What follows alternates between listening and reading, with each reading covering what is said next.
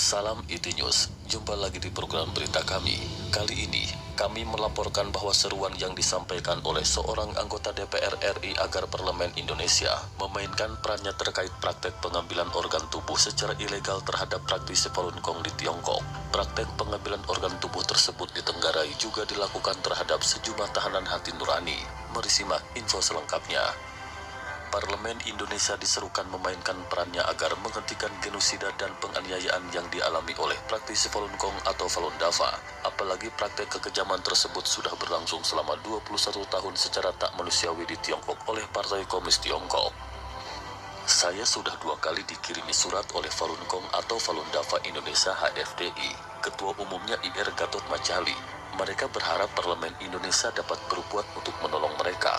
Saya pikir Parlemen Indonesia melalui hubungan bilateral atau multilateral, PKSAP dapat membicarakan hal ini agar pembunuhan brutal ini dapat dihentikan. Saya sudah 2 kali dikirimi surat oleh Falun Gong atau Falun Dafa Indonesia HFDI, Ketua Umumnya Insinyur Gatot Macali. Mereka berharap Parlemen Indonesia dapat berbuat untuk menolong mereka.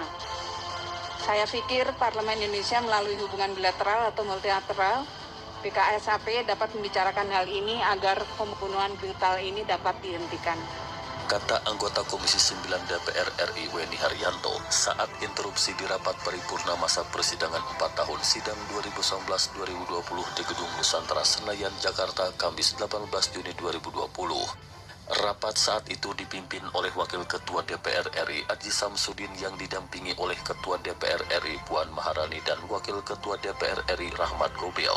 Rapat itu dihadiri oleh anggota DPR RI secara fisik dan virtual yang disiarkan secara live oleh TV Parlemen. Politikus Partai Golkar dari Dapil Jawa Barat 6 itu memaparkan bahwa transplantasi organ tubuh memang sangat dibutuhkan di dunia.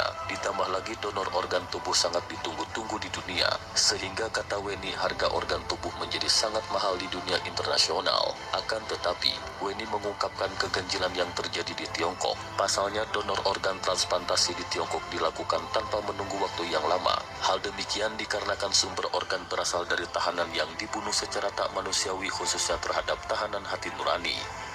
Di Tiongkok masa tunggunya hanya sekitar sampai 2 atau 4 minggu saja.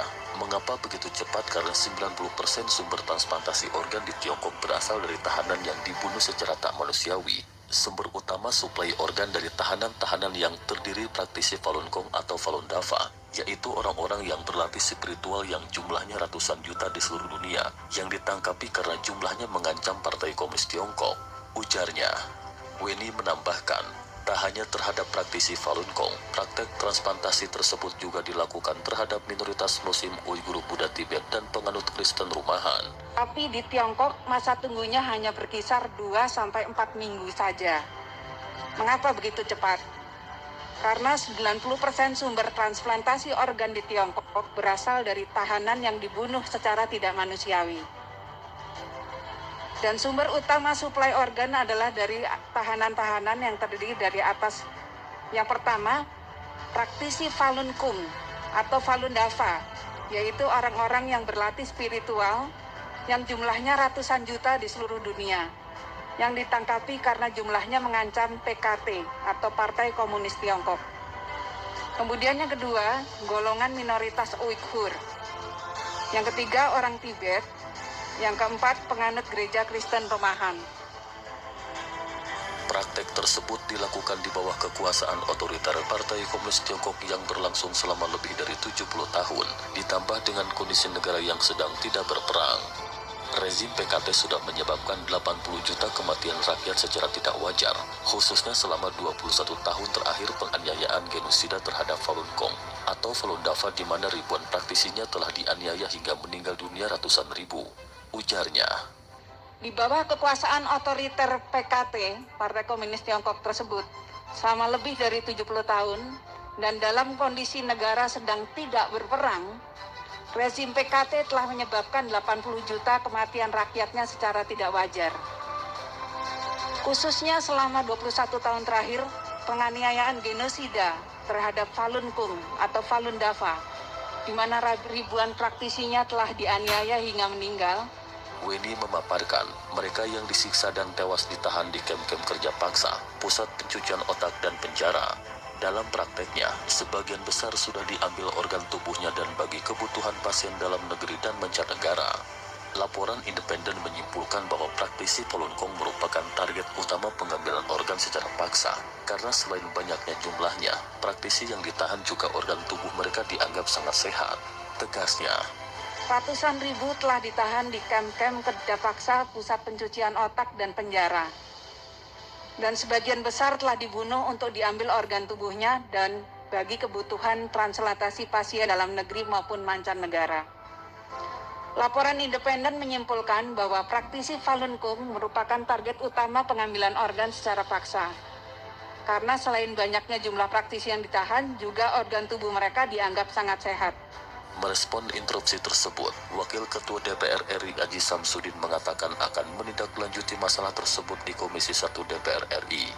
Tentang pembunuhan terhadap Falun Dafa itu, kami akan menjadikannya catatan dan kami akan meneruskan ke Komisi Teknis dalam hal ini Komisi 1 untuk melakukan penjajakan dan koordinasi dengan Kementerian Luar Negeri, khususnya di negara setempat. Adapun mengenai Bu Weni tentang berkaitan dengan Falun Dafa pembunuhan daripada PKT Falun Dom itu, kami akan menjadi catatan dan kami akan teruskan kepada Komisi Teknis dalam hal ini Komisi 1 untuk melakukan penjajakan dan koordinasi dengan Kementerian Luar Negeri khususnya di negara setempat. Bapak Ibu. Melansir dari situs id.falundafa.org, Falun Gong atau Falun Dafa adalah metode latihan yang berlandaskan prinsip sejati baik sabar.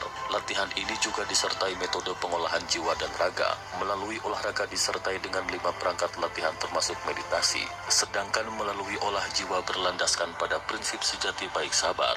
Selama puluhan tahun sejak Falun Dafa diperkenalkan ke masyarakat secara luas sejak pertama kali pada tahun 92, kini telah menunjukkan manfaat bagi jiwa dan raga bagi yang berlatih Falun Dafa. Mereka yang berlatih mendapatkan banyak manfaat mulai dari kesehatan secara jiwa dan raga serta penerapan prinsip sejati baik sabar dalam keseharian mereka.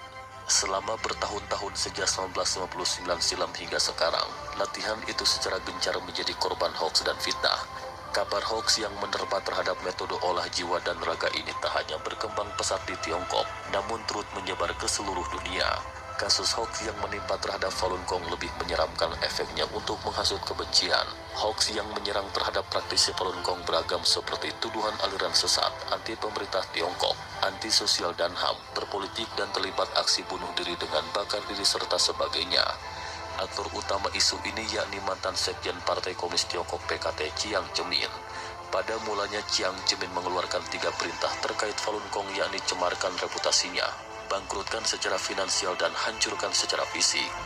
Bahkan Chiang Zemin dengan kroninya memanfaatkan kedubes Tiongkok di seluruh dunia untuk melakukan intervensi kepada pemerintah setempat, turut mengekang aktivitas Falun Dafa dengan berbagai hoaks, fitnah, dan propaganda. Tindakan itu dilakukan dikarenakan Falun Gong lebih populer dari Partai Komunis Tiongkok di daratan Tiongkok pada waktu itu. Apalagi sejak berkuasa pada tahun 1949, karakteristik dasar Partai Komunis Tiongkok adalah palsu, bengis, murka, otomatis,